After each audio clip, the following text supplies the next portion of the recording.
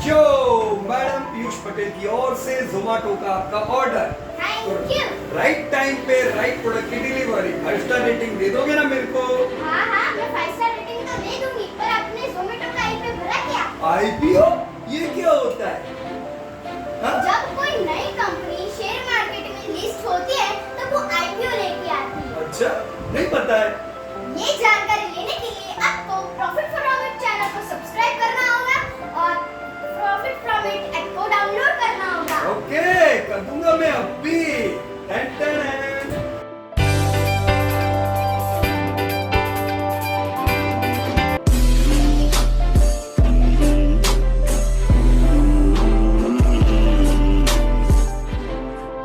नमस्कार दोस्तों, welcome to the IPO of Zomato. दोस्तों, हम लोग जब आपके शहर में विजिट करते थे इतनी सारी मीटिंग्स में, मुझे अभी भी याद है, दिल्ली हो या बेंगलोर हो, हम लोगों ने ये डिस्कस किया था कि जो वो बंदा आपको ओवरटेक करके जा रहा है ट्रैफिक सिग्नल से, जोमेटो या स्विगी, ये इंडस्ट्री को लाइटली मत लीजिए, जबरदस्त बड़ी बनने वाली। और देखिए, आज वही कंपनी का आईपीओ हम सबके सामने है। तो लोग दोस्तों, जोमेटो आ चुका है। 14 से 16 14 to 16 जुलाई तक आप इसका आईपीओ भर सकते हो। 76 रुपीज का इसका प्राइस है और करीबन 130 करोड़ शेयर्स के जरिए 9500 करोड़ फंड रेज करने वाले हैं। तो एक बड़ा 10,000 करोड़ का आईपीओ आपके सामने पेश है। तो फ्रेंड्स, मैं Piyush Patel profit from it की ओर से आप सबका जोमेटो के रिव्यू में स्वागत करता हूं। आज दोस्तों हम लोग जानेंगे जोमेटो कंपनी के बारे में, इस इंडस्ट्री की कुछ डिटेल जानने का प्रयास करेंगे, इनका बिजनेस मॉडल जानेंगे, फाइनेंशियल इंफॉर्मेशन प्राप्त करेंगे और अंदाजा लगाने का प्रयत्न करेंगे क्या ये इंडस्ट्री या कंपनी आने वाले समय में जो जगह है वहां से बढ़िया ग्रोथ करके हमें वेल्थ क्रिएट करा सकती है कि नहीं। तो दोस्तों, मैं पीयूष पटेल, मेरे साथ रहिए। सो फ्रेंड्स, 9375 करोड़ का ये जो आईपीओ है, इसमें 375 करोड़ जाएंगे इन्फो एज के ओएफएस के पास। तो इन्फो एज इनका पुराना स्टेक होल्डर, जहां पे आप लोगों ने भी बरसों से निवेश किया हुआ है। So that's good. देखिए, आपकी कंपनी ने बरसों पहले कितना कम पैसा लगाया था, आज वो लोग भी 400 करोड़ रुपए जितना इसी आईपीओ से पाने वाले हैं। और दोस्तों, 9000 करोड़ का ये आईपीओ नए शेयर इशू करके आएगा। तो 9000 crore would be going to company, 375 crore would be going to Info Edge, right. So goodwill हुई इनकी एक एसेट, और उसके अलावा वर्किंग कैपिटल के लिए 3000 करोड़ का इन लोगों ने निवेश किया हुआ है। करंट एसेट्स देखे, लिक्विड कंपनी है ये, यहां से हमें पता चलता है कैसे। 2000 करोड़ का इन्वेस्टमेंट, 300 करोड़ का कैश इक्विवेलेंट और करीबन 600 करोड़ के बैंक बैलेंसेस, पूरे बिजनेस को, सिस्टम को रन करने के लिए। तो एसेट्स में इन कंपनी के पास ऐसा ही होता है। आइए दोस्तों, एसेट्स, इक्विटी और लायबिलिटी पे हम जरा ध्यान से देखें। जैसा हमने देखा, एसेट्स कंपनी की गुडविल और कुछ निवेश। ये निवेश इसलिए किए हो ताकि कंपनी अपने बिजनेस ऑपरेशंस को स्मूथली चला सके। इक्विटी करीबन 8000 करोड़ की दोस्तों इक्विटी है, जो अलग अलग निवेश से इकट्ठी हो चुकी है। लायबिलिटीज देखें तो वो दोस्तों बहुत कुछ खास नहीं है। कंपनी ऑलमोस्ट डेब्ट फ्री है। छोटी सी लीज लायबिलिटी 85 करोड़ की है। तो ये डेटा देख के हम कह सकते हैं दोस्तों, debt to equity ratio favourable है, वहां पे कोई चिंता नहीं है, लिक्विड कंपनी है। दोस्तों, सबसे इंपॉर्टेंट होता है फाइनेंशियल स्टेटमेंट, जो हमें डेटा कहता है कि भी ये जो बिजनेस आइडिया थी, ये क्या अपने आइडिया को रेवेन्यू में कन्वर्ट कर पाई। तो जस्ट आप देखिए दोस्तों, 2019 प्री कोरोना सेल्स अगर हम लोग जोमेटो के देखें तो 1300 करोड़ से करीबन 2600 करोड़ का ग्रोथ 2020 का 100% सेल्स ग्रोथ हमने प्री कोरोना पे देखा। यस दोस्तों, कोरोना ने बिजनेस को अफेक्ट किया और 2600 करोड़ से वापस करीबन 2000 करोड़ जितना इनका सेल्स हुआ। तो हम ये जरूर कह सकते हैं कि ये इंडस्ट्री भी कोरोना अफेक्टेड इंडस्ट्री थी।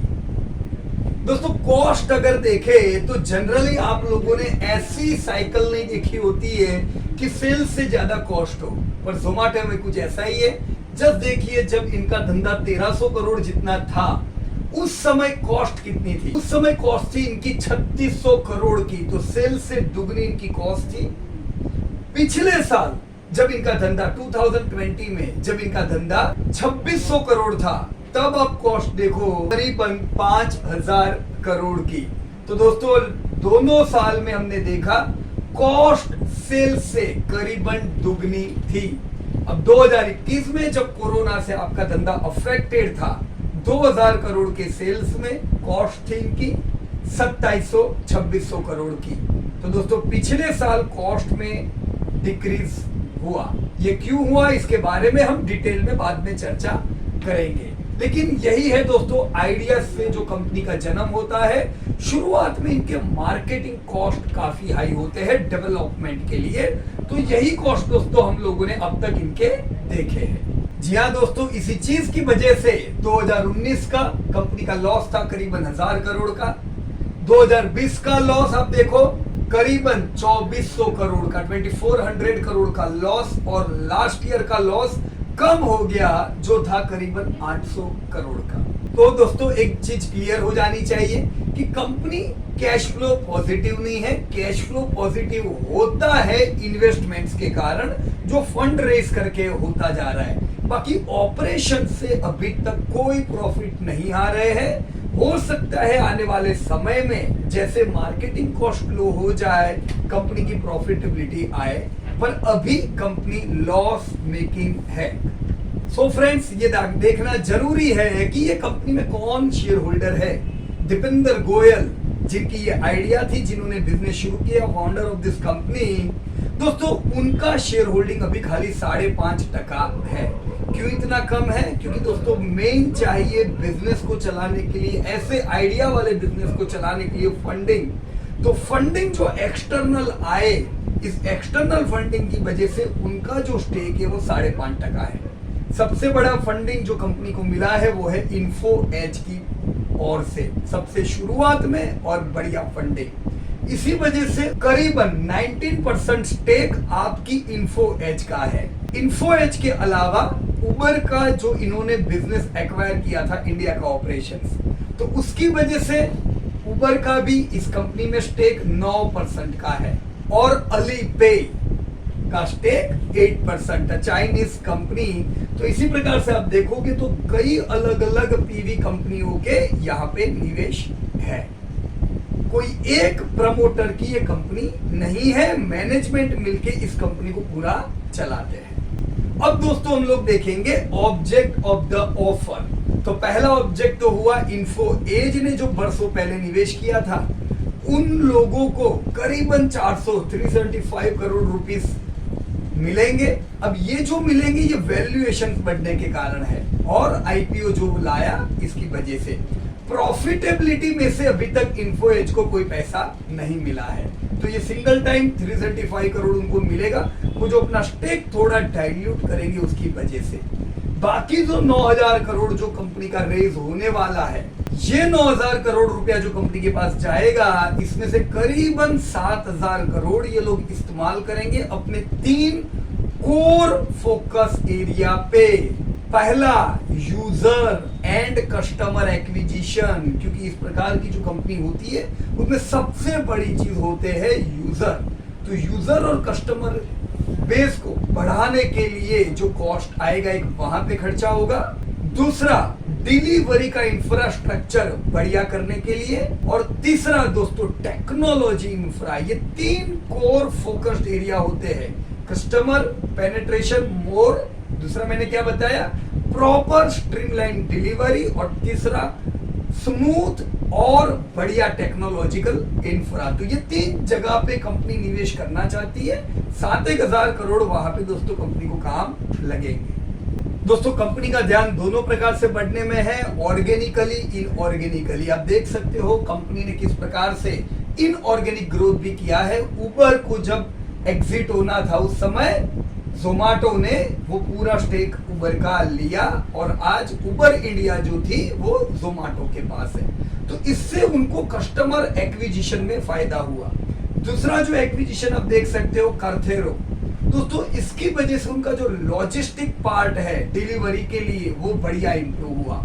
तो ऐसे ही कंपनी का फोकस रहेगा आने वाले समय में भी इन ऑर्गेनिक अपॉर्चुनिटीज मिले उसे वो लोग कैश करें। अब दोस्तों हम जानेंगे कि किस बेस पे 76 रुपीज का ये प्राइस रखा गया है या किस बेस पे 10,000 करोड़ ये लोग फंड रेज करने वाले हैं। दोस्तों जब भी हम कोई भी ऑफर के बेस देखें तो दो चीजें इंपॉर्टेंट होती है, qualitative basis and quantitative basis. ये दोनों चीजों को अगर हम नजर करें तो सबसे पहले अगर क्वालिटेटिव एनालिसिस करें तो हम जानते हैं दोस्तों स्ट्रॉन्ग नेटवर्क है कंटेंट का और डिलीवरी का, वाइड स्प्रेड इन लोगों का नेटवर्क है और हाइपर लोकल डिलीवरी नेटवर्क है, टेक्नोलॉजी और प्रोडक्ट फर्स्ट अप्रोच है। दोस्तों पूरे भारत में ये कंज्यूमर की एक ब्रांड बन चुकी है। मेरे हिसाब से कई लोगों ने जोमेटो इतना कम समय हुआ इनको आए, पर आज कई लोगों ने अपने मोबाइल में उसको इंस्टॉल करके रखा हुआ है। मतलब एक ब्रांड की और ये कंपनी उभर कर आई है। ये है इनके क्वालिटेटिव फैक्टर्स। क्वांटिटेटिव फैक्टर अगर देखें तो सबसे पहला हम ये देखें कि 76 रुपीज मैंने डाला, क्वालिटी तो ये सब मुझे मिली, क्वांटिटी में क्या मिल रहा है। तो आज क्वांटिटी में क्या मिल रहा है हमने पहले ही देखा, करीबन 1000 करोड़ का नुकसान। वो नुकसान कंपनी का है, आपको क्या फायदा या नुकसान हुआ। दोस्तों कई लोगों ने, जैसे मेरे कल ही कुछ चैट पढ़े, लोगों कुछ किसी ने पूछा था ईपीएस का मतलब मुझे नहीं पता है। तो ईपीएस का सिंपल मतलब है 1000 करोड़ कंपनी ने नुकसान किया, आपने कितना किया। कंपनी के पास तो कई शेयर्स है, अगर आपके पास एक शेयर है तो 1000 करोड़ कंपनी ने नुकसान किया, आपका नुकसान था 1 रुपया 40 पैसा। तो अभी के अगर हाल देखें तो जब आप 76 रुपीज जोमेटो को पे कर रहे हो, आपको मिल रहा है 1.5 रुपए का नुकसान, जो हो सकता है आने वाले साल में भी हो। इसका कोई गारंटी नहीं है कि ये सीधा प्रॉफिट में आ जाएगा। अभी आपको 1.5 रुपए का नुकसान है, ये चीज को मानते हुए चलना पड़ेगा।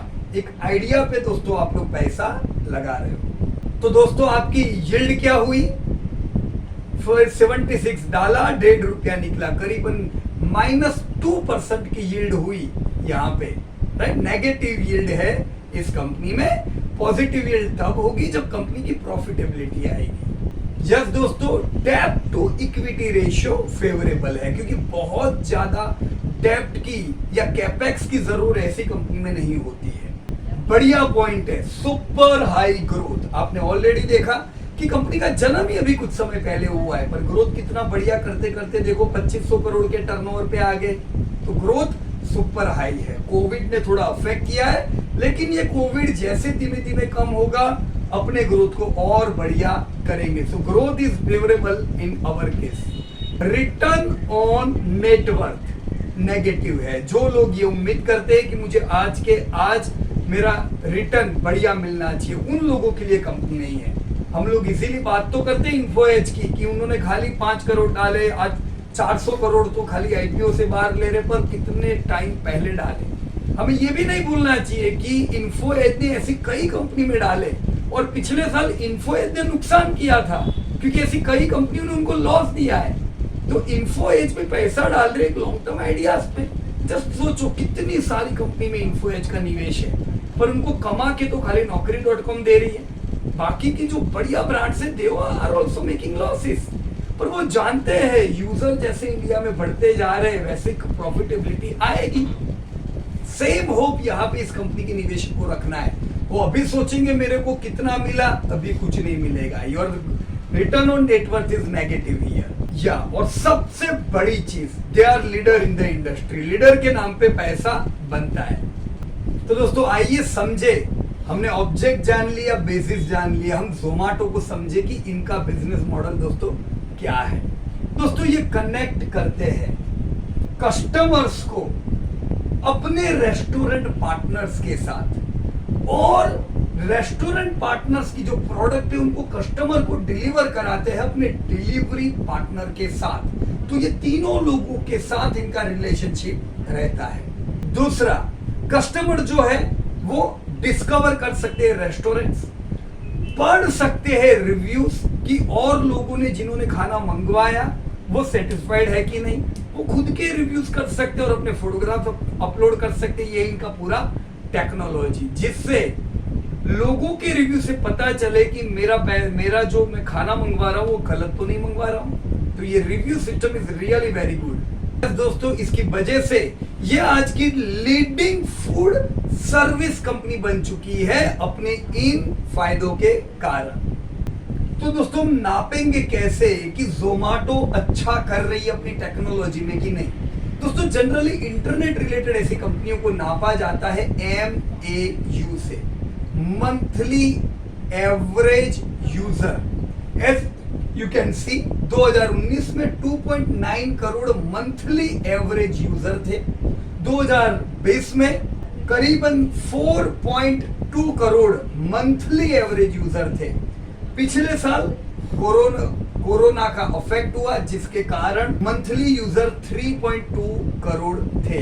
तो बहुत ही अच्छी फिगर है। ये लोग सक्सेसफुल है हर महीना 3 करोड़ यूजर को अपने ऐप पे लाने के लिए। दोस्तों दूसरा फैक्टर होता है MTU, मंथली ट्रांजैक्टिंग यूजर्स। अब MTU भी देखो जोमेटो का, तो ये लोग अपने 3 करोड़ मंथली यूजर में से 70 लाख यूजर से ट्रांजैक्ट करवाने में सफल हुए। तो करीबन दोस्तों महीने के 70 lakh transacting user is a very good figure for any company with app. आप देख सकते हो एक्टिव फूड रेस्टोरेंट्स। दोस्तों इनके लिए कंटेंट क्या है? Restaurants is their biggest content. दोस्तों रेस्टोरेंट जितनी ज्यादा टाइप उतने ज्यादा अच्छे इनके ऑर्डर। आप देख सकते हो करीबन 1.5 लाख रेस्टोरेंट से इन लोगों का टाइप है और वो 1.5 लाख रेस्टोरेंट्स के रिव्यू भी रहते हैं जिससे इनको ऑर्डर मिल सके। So very good content in their app, जिसकी वजह से ये 3 करोड़ मंथली एक्टिव यूजर में से 70 लाख ट्रांजैक्टिंग यूजर ने करीबन 10,000 करोड़ का GOV किया, ग्रॉस ऑर्डर वैल्यू। दोस्तों 10,000 करोड़ का ट्रांजैक्शंस इनकी ऐप द्वारा लोगों ने किया है। So yes they are extremely successful in converting their ideas into sales. दोस्तों करीबन 24 करोड़ टोटल ऑर्डर हुए इनके ऐप के ऊपर। This is again very interesting figure.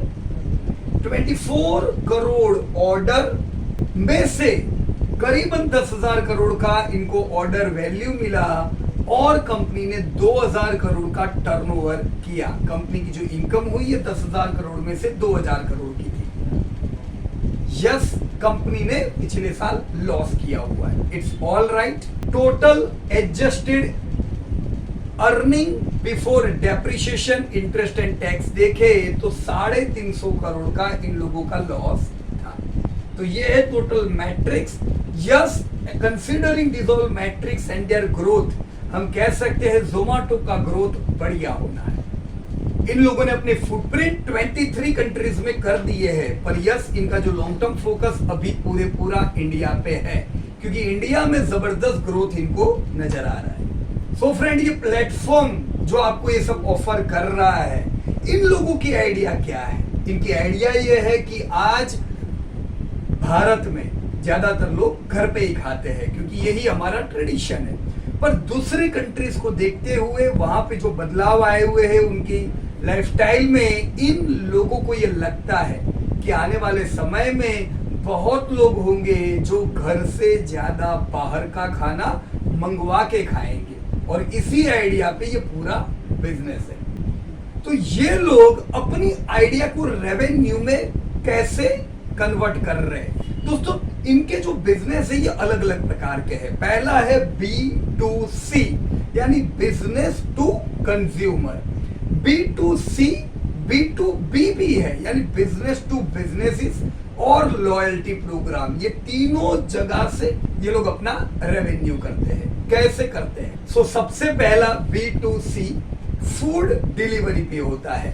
Food delivery होती है और वो डिलीवरी करने पे रेस्टोरेंट से कमीशन मिलता है और डिलीवरी चार्जेस लगते हैं। ये दोनों ओर से कंपनी के पास फूड डिलीवरी में B2C कमीशन आता है और ये है इनकी एक प्रकार की रेवेन्यू। तो दोस्तों रेवेन्यू फ्रॉम फूड डिलीवरी हुआ, कमीशन जो चार्ज करते हैं रेस्टोरेंट के ऊपर ये हुआ, और तीसरा अपनी रेस्टोरेंट्स दिखे लोगों को ज्यादा उसके लिए जो एडवर्टाइज करते हैं रेस्टोरेंट वाले, उस पे भी जोमेटो को अर्निंग होती है। तो ये अलग अलग जगह से जोमेटो के पास पैसा आता है। दूसरा तरीका जो दोस्तों इसके अलावा वो है डाइनिंग आउट। दोस्तों डाइनिंग आउट भी एक बढ़िया तरीका इनका प्रूव हो रहा है उनका रेवेन्यू बढ़ाने के लिए। तीसरा हाइपर प्योर, और चौथा जोमेटो प्रो। हम ये सारे इनके रेवेन्यू के तरीके एक बार देख लेते हैं ताकि हमें भी कॉन्फिडेंस आए कि क्या ये रेवेन्यू के तरीकों से इनको कंसिस्टेंटली बिजनेस मिल पाएगा कि नहीं। सबसे पहला जो फूड डिलीवरी है, तो जस्ट देखो अमेजिंग डेटा, 2021 में 7 करोड़ एवरेज कस्टमर ने महीने में 3 बार ऑर्डर किया। तो याद रखिएगा जब आप इनके कस्टमर हो जाते हो आपको हैबिट होती है एक बार नहीं, महीने के ज्यादातर लोग 3 बार ऑर्डर करते हैं। तो ये तो थे कस्टमर। अब आते हैं उनके दूसरे जो पार्टनर है चित्र में, और वो है डिलीवरी पार्टनर। दोस्तों डिलीवरी पार्टनर को गोल रहता है कि करीबन 30 मिनट में जिसने भी ऑर्डर किया है उसे प्रोडक्ट डिलीवर हो जाए। तो ऐसे करीबन 1.7 लाख डिलीवरी पार्टनर पूरे भारत भर में फैले हुए जो कस्टमर ऑर्डर करते हैं उनको 30 मिनट में प्रोडक्ट डिलीवर करते हैं। फिर आते हैं तीसरे पार्टनर पिक्चर में, और वो है रेस्टोरेंट्स। दोस्तों जो रेस्टोरेंट से डिलीवरी पार्टनर प्रोडक्ट को लेके सप्लाई करते हैं। तो ऐसे एक्टिव रेस्टोरेंट पार्टनर कितने हैं? करीबन 1.5 lakh active restaurant partners listed है जोमेटो पे, जो जोमेटो की इस आइडिया को सफल कर रहे हैं। तो दोस्तों ये पूरी इकोनॉमिक्स कैसे चलती है, कैसे ये धंधा होता है, कैसे 10,000 करोड़ के ऑर्डर आते हैं, कैसे 2,000 करोड़ जोमेटो के पास जाते हैं। तो एक इकोनॉमी यहाँ पे हुई रेस्टोरेंट इकोनॉमिक्स। रेस्टोरेंट इकोनॉमिक्स कैसे काम किया इसने? ऑर्डर आया तो रेस्टोरेंट, जो रेस्टोरेंट के पास ऑर्डर आया वो रेस्टोरेंट भी कमीशन पे करेगा जोमेटो को, और अपने आप को दिखाने के लिए, अपना चित्र दिखाने के लिए एडवर्टाइजमेंट का भी पेमेंट वो जोमेटो को करता है। दूसरी इकोनॉमी यहाँ पे बड़ी इकोनॉमी है डिलीवरी पार्टनर की। जस्ट अंदाजा लगाओ 1.7 लाख डिलीवरी पार्टनर्स। ये डिलीवरी पार्टनर्स की इकोनॉमी कैसे चलती है? पहला है टिप्स। जो टिप्स आती है वो सीधे सीधे डिलीवरी पार्टनर के पास जाती है। दूसरा है डिलीवरी चार्जेस। डिलीवरी चार्जेस जो लगते हैं वो भी डिलीवरी पार्टनर्स के पास जाते हैं। और तीसरा जोमेटो पेमेंट। जोमेटो भी डिलीवरी पार्टनर को पे करता है। तो रेस्टोरेंट्स भी खुश, क्योंकि उनकी रेस्टोरेंट्स वैसे कोई देखने वाला नहीं था, जोमेटो की वजह से पूरे भारत में फेमस हुई, अपने लोकल एरिया में फेमस हुई।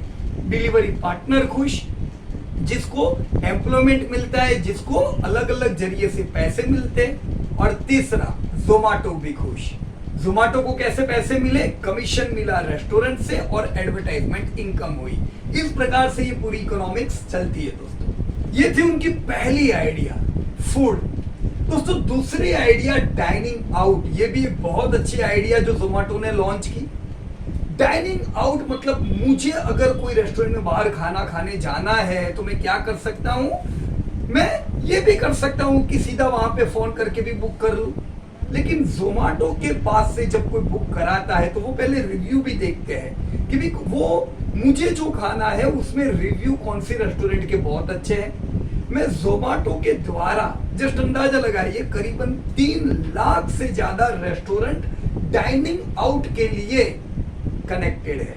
तो मैं उनके रिव्यू पढ़ सकता हूं, मैं लिख सकता हूं, मैं फोटो अपलोड कर सकता हूं, अपने टेबल को बुक कर सकता हूं। और जस्ट अंदाजा लगाइए 16 करोड़ सीजीसी कन्वर्ट हुआ पिछले साल ये बिजनेस से। सो यस इट वाज गुड। पिछले साल वैसे ये जो उनका जो वर्टिकल था ये कोरोना से हाईली अफेक्टेड था। क्योंकि रेस्टोरेंट्स बंद थे तो डाइनिंग आउट इतना पॉसिबल नहीं था। दोस्तों तीसरा वर्टिकल हाइपर प्योर, ये वर्टिकल को कह सकते हैं business to business vertical. Hyperpure क्या है दोस्तों? फार्म टू फॉर्क इसे हम कह सकते हैं, सीधे फार्म में से रेस्टोरेंट पे सप्लाई। ये लोग हाइजेनिक और फ्रेश सप्लाई सीधे फार्म से रेस्टोरेंट को पहुंचा पाते हैं, जिससे हाई क्वालिटी प्रोडक्ट इस्तेमाल वो रेस्टोरेंट वाले कर सकते हैं। दोस्तों फ्रूट्स, वेजिटेबल, ग्रोसरीज जैसी कई अलग अलग प्रोडक्ट्स में ये डायरेक्ट सप्लाई होता है। दोस्तों पिछले साल करीबन 9000 रेस्टोरेंट को इन लोगों ने सप्लाई किया। फिलहाल 6 सिटी में ये बिजनेस मॉडल उनका इंप्लीमेंट हो चुका है। और बिजनेस ग्रोथ देख सकते हो, जो 2019 में खाली 15 करोड़ का टर्नओवर करता था, वो आज करीबन 200 करोड़ का टर्नओवर करने लगा है। सो इट्स गुड, एक बिजनेस आइडिया जो आज 200 करोड़ की बन चुकी है। तीसरा वर्टिकल प्रो जोमेटो। जोमेटो जहां पे आपको मेंबरशिप देता है और उस पे उनको वो लोग फीस चार्ज करते हैं। दोस्तों ये वर्टिकल भी आप देख सकते हो, करीबन 50 करोड़ का वैल्यू करने लगा है। अंदाजे से 15 लाख प्रो जोमेटो सब्सक्राइबर है। अब दोस्तों हम आते हैं बहुत ही इंपॉर्टेंट पॉइंट पे कि कोविड से इनके धंधे को क्या अफेक्ट हुआ। अंदाजे से अगर हम देखें तो हर क्वार्टर अगर ये सालाना 10,000 करोड़ का ग्रॉस ऑर्डर वैल्यू करते हैं तो इट्स अंडरस्टैंडेबल कि 2500 करोड़ का ये लोग मंथली ऑर्डर वैल्यू करते होंगे। पर जैसे ही कोरोना आया, क्वार्टर 1 के लॉकडाउन में एज यू कैन सी सीधा फॉल 2500 से 1000 करोड़ का हो गया।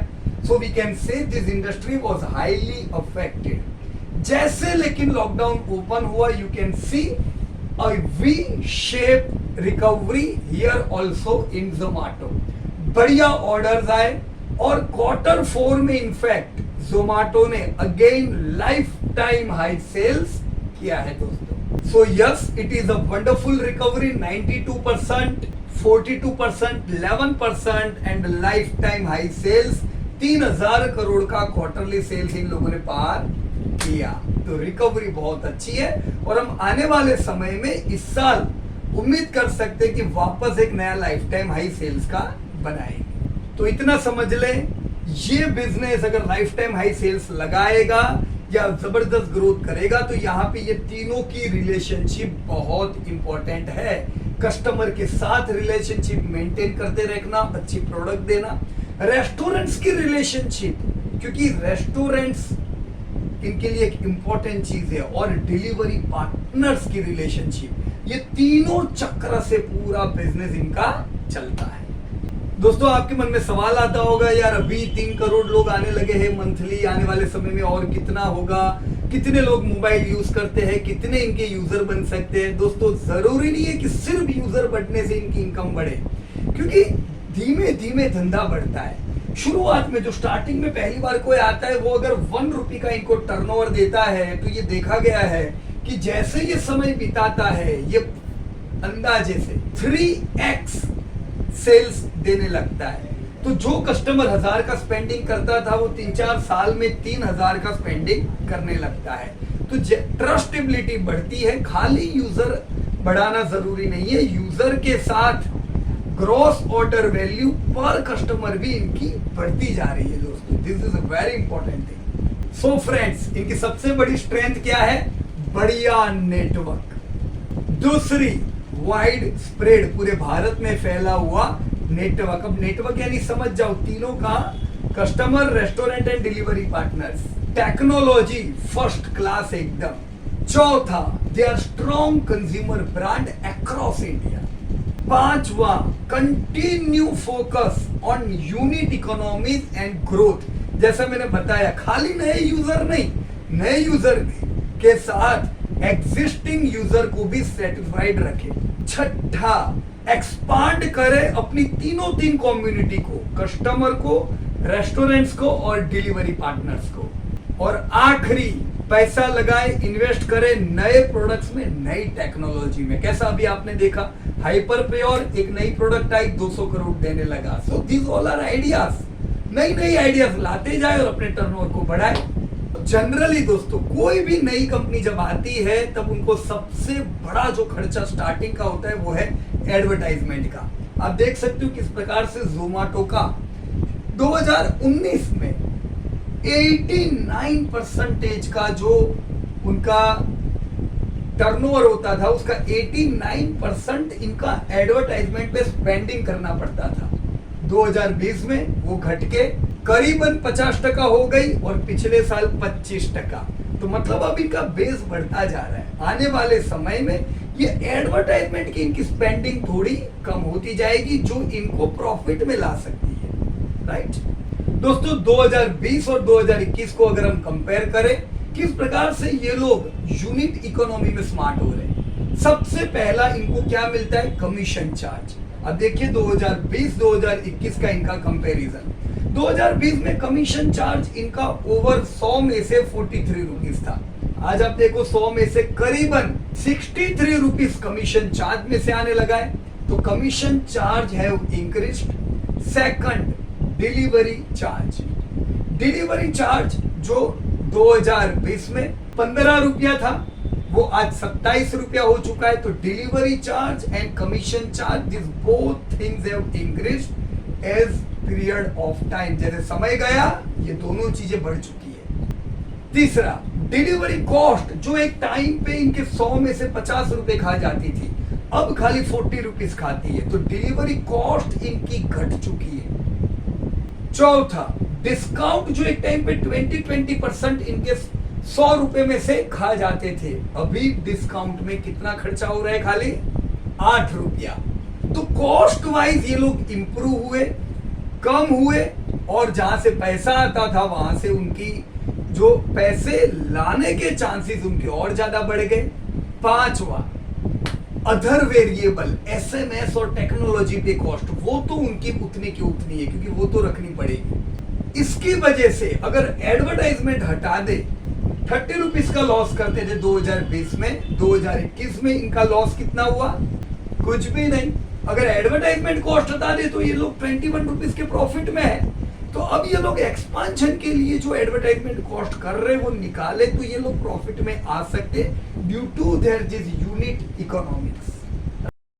सो friend, this is very important कि अगर खाली मार्केटिंग का कॉस्ट हटा दे तो ये पहले जो 20% का नुकसान करते थे वो अभी क्वार्टरली डेटा है या तो ये क्वार्टर पिछले 4 क्वार्टर से they are making profits just if we exclude marketing cost, right.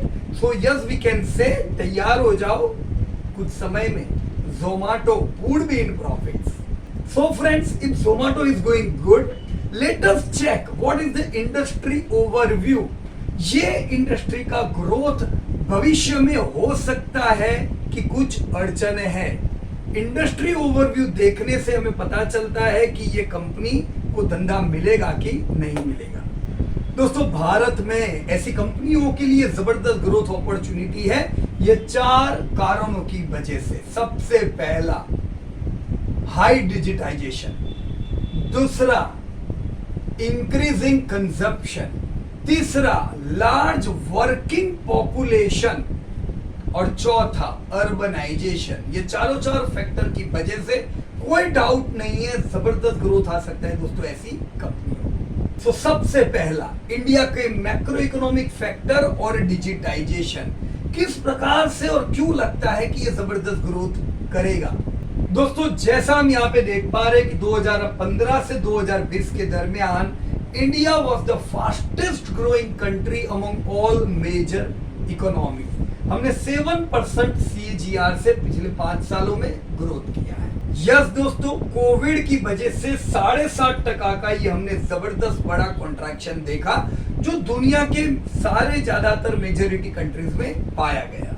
दोस्तों, ये फॉल के बाद एक जबरदस्त कमबैक एक्सपेक्टेड था।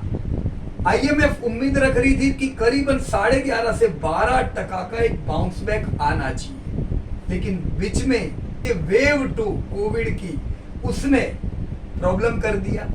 वेव 2 की वजह से डिसरप्शन आया और जो 11.5% की उम्मीद थी अभी भी उम्मीद बरकरार है, पर अब उम्मीद करते हैं 9.5% की।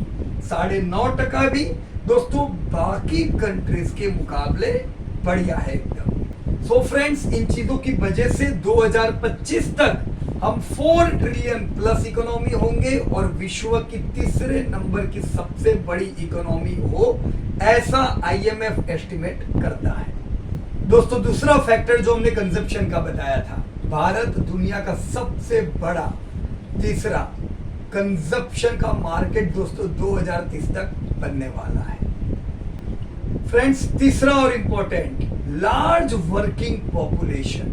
करीबन 55% पॉपुलेशन इंडिया की वर्किंग एज पॉपुलेशन में आती है।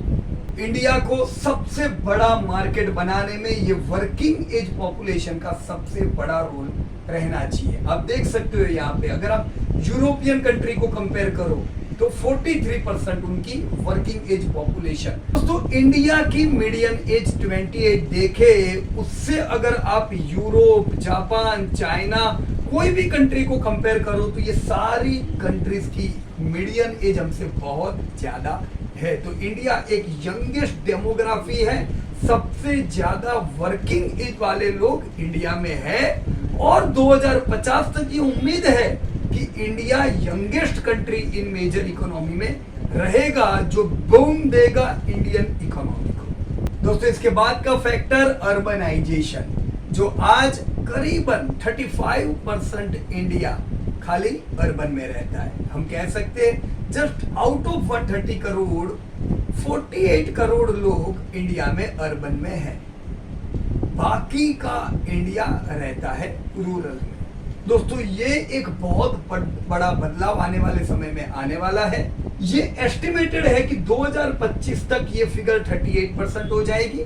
फिर भी हम वर्ल्ड के मुकाबले तो बहुत ही कम लेवल पे होंगे अर्बनाइजेशन में। तो ये जो अर्बनाइजेशन है, इसका पिकअप काफी फास्ट हो सकता है दोस्तों। और अर्बन और रूरल में बड़ा डिफरेंस कि अर्बन में कंजप्शन बहुत ज्यादा होता है, क्योंकि अर्निंग अपॉर्चुनिटीज अर्बन में ज्यादा होती है। तो ये थे कुछ फैक्टर्स जो इंडिया को अफेक्ट करते हैं और जिसकी वजह से आने वाले समय में लोग पॉजिटिव है इंडिया के ऊपर। पर इसके साथ हमें कुछ और बदलाव देखने चाहिए कि क्या इंडिया में टेक्नोलॉजिकल चेंजेस आए हैं। तो यहाँ पे कुछ डेटा है, हमने इस डेटा को चाइना से कंपेयर किया है। चाइना से इसलिए क्योंकि चाइना और इंडिया दोनों सेम थे टिल 1980। करेंसी देखे, जीडीपी देखे, पॉपुलेशन भी बोथ वर सेम। पर 1980 में जो रिवॉल्यूशनरी स्टेप जो चाइना में लिए, हमने वो सारे स्टेप 2000 में लिए, तो हम 20 साल उन लोगों से पीछे रह गए। और ये डेटा में भी हम लोग ये चीज को पाएंगे। जस्ट यू कैन सी 2015 में अगर हम टोटल स्मार्टफोन पेनिट्रेशन देखें जो खाली 30 करोड़ थे, वो करीबन 70 करोड़ अभी हम पहुंच चुके हैं। तो डबल स्मार्टफोन यूजर इंडिया में आ गए। ये उम्मीद है कि 2025 आते आते करीबन 100 करोड़ स्मार्टफोन यूजर इंडिया में होंगे। इसे अगर हम चाइना से कंपेयर करें तो चाइना में 70 करोड़ स्मार्टफोन यूजर 2015 में थे। अभी वो लोग 100 करोड़ ऑलरेडी है जो हम होने वाले हैं। और 2025 आते आते चाइना में 125 करोड़ लोग स्मार्टफोन यूजर होंगे। अब इससे फर्क क्या पड़ता है दोस्तों? जितने ज्यादा लोगों को स्मार्टफोन यूजर, उतना ज्यादा लोगों के हाथों में इंटरनेट।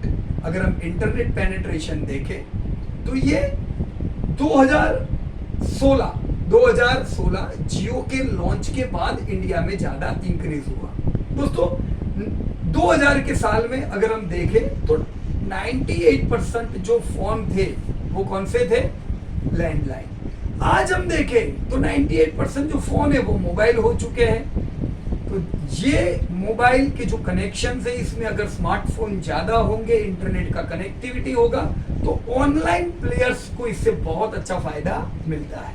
तो इंटरनेट पेनिट्रेशन की अगर हम फिगर देखें तो 2015 में खाली 24% लोग इंटरनेट के साथ जुड़े थे। आज करीबन 50% लोग जुड़ चुके हैं। 2025 आते आते 68% लोग इंटरनेट से जुड़े होंगे, यानी इंटरनेट पे ऑर्डर करते होंगे। जस्ट इसको चाइना से कंपेयर करके देखिए। जो हम 70% होने वाले 2025 में, वो आज ये ऑलरेडी है। आज ऑलरेडी इंटरनेट यूजर वहां पे ज्यादा है और ये 2025 तक 85% हो जाएंगे। यही प्लस पॉइंट चाइना के पास हमसे ज्यादा है। इससे फर्क क्या पड़ता है इंटरनेट की कंपनियों को या कंज्यूमर को? ये जो डिफरेंस हमने देखा उससे, तो ये आपके सामने इंडिया की कंज्यूमर फनल है और ये चाइना की कंज्यूमर फनल। जस्ट इसको कंपेयर करके देखिए। इंडिया में total 70 crore population with internet, China में 100 crore population with internet right now. इसमें से करीबन 50 करोड़ एक्टिव यूजर है, यानी जो व्हाट्सएप या कोई भी सोशल मीडिया अकाउंट या ऑनलाइन ऑर्डरिंग की सिस्टम को इस्तेमाल करते हैं। जबकि आप चाइना में देखो तो 100 करोड़ यूजर की वजह से 88 करोड़ यूजर है। 100 करोड़ इंटरनेट यूजर में से 80 करोड़ यूजर, तो हाई यूजर बेस इनका बनता है, जिससे और एक फनल में लाभ होता है। इंडिया में ऑनलाइन सर्विसेज की जो कंपनी को यूज करने वाले 30 करोड़ लोग हैं।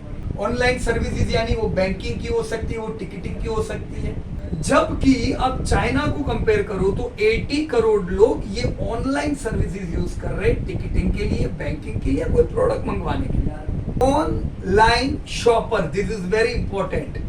ऑनलाइन शॉपर्स वो लोग हुए जो कोई भी चीज को ऑनलाइन ऑर्डर करते हैं। दोस्तों 130 करोड़ के इंडिया में खाली 18 करोड़ ऑनलाइन शॉपर है।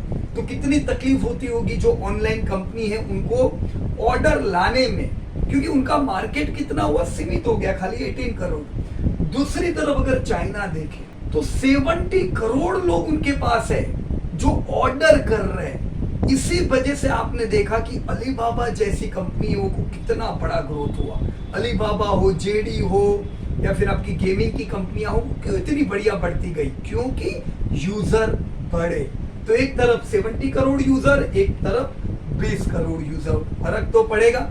ये 70 करोड़ यूजर के पास पैसे है, अच्छी इनकम है। ये 18 करोड़ यूजर, इतनी इनकम इंडिया में नहीं है। ये सब चीजों की वजह से बहुत बड़ा रोल प्ले होता है इंटरनेट रिलेटेड कंपनियों में। पर ये चीजें इंप्रूव होने वाली है, इंडिया में भी फिगर्स बढ़ेगी, तो कंपनियों को लाभ जबरदस्त मिलना चाहिए। अब दोस्तों मार्केट देखते हैं। मार्केट यानी कहते हैं ना, कोई भी चीज में अगर आप फुटवेयर बेचने गए तो कहते हैं कितना मार्केट है फुटवेयर का। तो जोमेटो जो ऑनलाइन फूड सर्विस दे रहा है उनका मार्केट कितना है? फूड सर्विसेज इन इंडिया आप मार्केट देखो, 8 ट्रिलियन का बड़ा मार्केट। इतना बड़ा मार्केट ये कैसे हो सकता है? ये इतना बड़ा मार्केट ऐसे हो सकता है क्योंकि 43 ट्रिलियन का जो आज का फूड कंजप्शन का मार्केट है, ये जीडीपी का कितना हुआ? 43 ट्रिलियन का दोस्तों टोटल फूड का मार्केट है, जो जीडीपी का 25% हुआ। ये जो 43 ट्रिलियन का जो मार्केट है, ये घर पे खाना बनने से आता है। तो इंडिया में फूड का जो टर्नओवर आता है वो किधर से आता है? घर पे खाना खाने वाले लोगों से। अब इंडिया में लोग कम है जो बाहर से ऑर्डर करके खाना खाए। India still developing. हम चाइना या कोई भी कंट्री से कंपेयर करें तो फ्रीक्वेंसी भी हमारी कम है, वॉल्यूम कम है और कम बार हम बाहर से मंगवाते हैं। जैसे जैसे हमारी वर्किंग स्टाइल बदलती है वैसे वैसे ये फ्रीक्वेंसीज हमारी बढ़ती है। तो अभी फूड सर्विस सेक्टर जीडीपी को 9% कंट्रीब्यूट करता है। जस्ट कंपैरिजन दिया हुआ है हमने कि फूड सर्विस का मार्केट किधर कैसा है। तो India 130 crore population, US 33 lakh population और China again like India almost 140 crore population, right. दोस्तों कंपैरिजन दिया हुआ है इंडिया चाइना, इंडिया यूएस और चाइना का। सबसे पहला पॉपुलेशन तो इंडिया 130 करोड़, यूएस 33 करोड़ और China 140 crore. Access to internet करीबन 50% पॉपुलेशन इंडिया में इंटरनेट से एक्सेस, यूएस में 94%, चाइना में 70%। इसीलिए ऑनलाइन फूड डिलीवरी का जो मार्केट वो इंडिया में $3 बिलियन, यूएस में 50 बिलियन और चाइना में 100 बिलियन। रेस्टोरेंट्स और फूड कंजप्शन का जो शेयर है वो इंडिया में 9%, जबकि आप यूएस और चाइना से कंपेयर करो करीबन 50% शेयर फूड में से आता है। ऑनलाइन फूड मंगवाने वाले लोग खाली 8% है, जबकि यूएस और चाइना में करीबन 40% पॉपुलेशन इसमें इन्वॉल्व है। तो जैसे जैसे इंडिया में भी ये एक्सेस बढ़ेगा, हम देख सकते हैं ऐसी कंपनियों को जबरदस्त ग्रोथ मिले। तो ये धंधा तो इन लोगों का बढ़ेगा, तो कंपटीशन भी होगी। इनकी तगड़ी कंपटीशन में है स्विगी, जो इनके साथ ही चलती जा रही है। स्विगी इनके जैसे बिजनेस वाली हुई। दूसरे क्लाउड किचन जो आजकल जो डेवलप हो रहे हैं वो भी इनकी ही कंपटीशन में हुए। क्लाउड किचन के अलावा कुछ ब्रांडेड कंपनीज है जो खुद भी डिलीवरी देती है। जैसे ब्रांडेड में कौन आए, आपका डोमिनो पिज्जा जैसी कंपनियां, पिज्जा हट, ये भी इनकी कंपटीशन हुई। लेकिन yes, Zomato is doing wonderful. इन सारी कंपटीशनों को हम देखें तो भी जोमेटो बढ़िया कर रहा है। ये हम कैसे कह सकते हैं कि जोमेटो इज डूइंग गुड। अब ग्रॉस ऑर्डर वैल्यू देखें तो जोमेटो का कितना है, करीबन 700 रुपया ग्रॉस ऑर्डर वैल्यू है, जबकि इंडस्ट्री का करीबन 400 रुपया है। तो इंडस्ट्री से करीबन 80% ज्यादा ग्रॉस ऑर्डर वैल्यू जोमेटो ने मेंटेन की हुई है। तो दोस्तों मेजर इवेंट देखें, 2011 में पहली बार फंड रेज हुआ। 2015 में इन लोगों ने फूड डिलीवरी सिस्टम को इंडिया में लॉन्च किया। 2018 में डाइनिंग आउट वाला वर्टिकल लॉन्च हुआ, रिजर्वेशन। 2017 में प्रो मेंबरशिप वर्टिकल लॉन्च हुआ। 2018 में हाइपर लोकलिटी बढ़ाने के लिए कथेरो को इन लोगों ने अक्वायर किया। 2019 में हाइपर प्योर की आइडिया को इंप्लीमेंट किया गया, जो आज बढ़िया टर्नओवर दे रही है। 2020 में ये भारत के 500 शहर में पहुंच चुके थे। और यस, 2020 में इन लोगों ने उबर को भी अक्वायर किया। इसी प्रकार से ये लोग आज 2000 करोड़ तक के टर्नओवर तक पहुंच चुके हैं। मार्केटिंग की कॉस्ट को हटाए तो प्रॉफिटेबिलिटी में आ चुके हैं। धीमे धीमे ये लोग ओवरऑल प्रॉफिटेबिलिटी में आएंगे। तो मैनेजमेंट टीम में आप देखो तो अलग अलग निवेशक जिन्होंने निवेश किए हुए उन लोगों की ओर से मैनेजमेंट में है। आप यहाँ पे देख सकते हो, खुद दीपेंद्र गोयल, साथ में इन्फो एज के चेयरमैन मिस्टर दिग्चंदानी वगैरह वगैरह। तो स्ट्रॉन्ग मैनेजमेंट टीम है जो जोमेटो को आगे ले जा सकती है। तो फ्रेंड्स, हम कह सकते हैं it's a good business idea, पर ये आइडिया को अफेक्ट क्या कर सकता है, रिस्क फैक्टर्स ये भी देखने चाहिए। चारों चीजों को बढ़िया मेंटेन करना होगा। Food delivery efficient system, charge इनके पास अच्छा आता जाए और ये डिलीवरी प्रोवाइड कर सके। दूसरा, डाइनिंग आउट का मॉडल, जैसे जैसे लॉकडाउन ओपन होगा डाइनिंग आउट का मॉडल भी इनका सक्सेस रह सकता है। कंटेंट अच्छी है, मतलब काफी रेस्टोरेंट्स के टाई अप आने चाहिए। तीसरा, हाइपर प्योर ट्रांजैक्शन बेस है, इसमें भी ग्रोथ इनको अच्छा मिल सकता है। चौथा, मेंबरशिप फी बेस, ये सारी सिस्टम में ग्रोथ आने के चांसेस है। सब में इंप्रूवमेंट अच्छा इन लोगों को करना पड़ेगा। दोस्तों इंप्रूव तो ये लोग हो ही रहे हैं। अब देख सकते हो 2019 में 19 करोड़ के ऑर्डर थे, 2020 में बढ़ के सीधे 40 करोड़ हो गए। पिछला साल अफेक्टेड था, कम हुए, मतलब इतना तय है कि ये 40 करोड़ के ऑर्डर तो इनके वापस आ जाएंगे। ऑर्डर जितने बढ़ेंगे उतना उनका ऑर्डर वैल्यू भी बढ़ेगा। देखिए ग्रोस ऑर्डर वैल्यू जो 5000 करोड़ था वो 10,000 करोड़ पहुंचा था। पिछले साल कोरोना अफेक्टेड था, अगेन हम ये ऑर्डर वैल्यू बढ़ती हुई देखेंगे। इसके साथ most important thing, average value पर ऑर्डर। देखो एवरेज वैल्यू पर ऑर्डर पहले 300 रुपए की थी, जो आज इंक्रीज होके 400 रुपए पहुंच चुकी है। तो ये एवरेज वैल्यू पर ऑर्डर तो मेरे हिसाब से अच्छी बढ़नी चाहिए आने वाले टाइम में। जैसे जैसे लोगों की अफोर्डेबिलिटी और बढ़ेगी और अच्छी उनको प्रोडक्ट्स मिलेगी, यस ये वैल्यू तो और इंक्रीज होनी है, राइट। और सबसे बढ़िया चीज कि ऑर्गेनिकली कस्टमर मिलते जाए, एडवर्टाइजमेंट कॉस्ट कम आती जाए। जैसा आप देख सकते हो 2020 में करीबन 50% कॉस्ट इनकी एडवर्टाइजमेंट पे थी। दोस्तों 2021 में ये घट के 25% हो चुकी है। तो धीमे धीमे एडवर्टाइजमेंट कॉस्ट अगर कम करेंगे, करीबन 10% जितना एवरेज है इतना हो तो इट्स ऑल राइट। अगर उतना होता है तो कंपनी प्रॉफिट में आ सकती है। राइट, जिसके कारण आप देख सकते हो earning before interest tax depreciation बढ़ता जा रहा है। ये इंप्रूवमेंट कंपनी को 2 साल में 3 साल में प्रॉफिट पे जरूर ले जा सकता है। दोस्तों, सफिशिएंट कैश फ्लो कंपनी के पास रहता है, कैश और कैश इक्विपमेंट 300-200 करोड़ के तो इनके पास हर साल में रहे हैं, जो कंपनी में लिक्विडिटी प्रॉब्लम नहीं आने देंगे। तो इतना सब देखने के बाद अब मैं क्या करूं?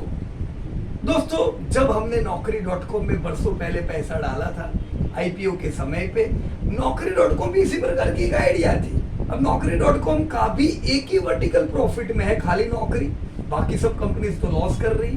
पर यस, हम क्या होप कर रहे हैं, आने वाले समय में पॉलिसी बाजार, मैजिक ब्रिक्स जैसी जो उनकी जो रियल एस्टेट बाकी कंपनियां इन्फो एज की प्रॉफिट में आ जाएगी।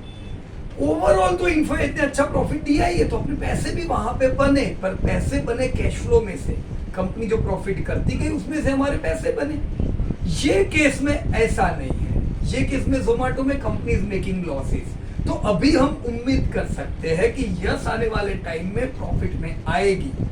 1% वेटेज हम इस कंपनी को दे सकते, फिर आगे बढ़ाना या घटाना हम आने वाले समय के डेटा को देख के डिसीजन लेंगे। Right friends, yes, we can invest in this idea. So बहुत बहुत धन्यवाद दोस्तों आप लोगों का। ये पूरी इंफॉर्मेशन हम सब लोगों ने साथ में डिस्कस की। अगर आपने चैनल सब्सक्राइब नहीं किया है, कर दीजिएगा। और पास ही में जो इवेंट आ रहे, ये बड़े काम के हैं। 18 तारीख का इवेंट 5 स्टेप टुवर्ड वेल्थ, 25 तारीख का इवेंट पूरे 2021 का एनुअल रिपोर्ट लाइव प्रोग्राम, 18 अगस्त में नई बैच 4 मंथ के प्रैक्टिकल वर्कशॉप की स्टार्ट होगी। जुलाई में कोई नई बैच नहीं है। सो दोस्तों, धन्यवाद आप सबका। Thank you very much and best of luck to everybody. जय हिंद दोस्तों। मैं चाहूंगा आप लोग कमेंट करें कि आप जोमेटो में इन्वेस्ट करोगे कि नहीं।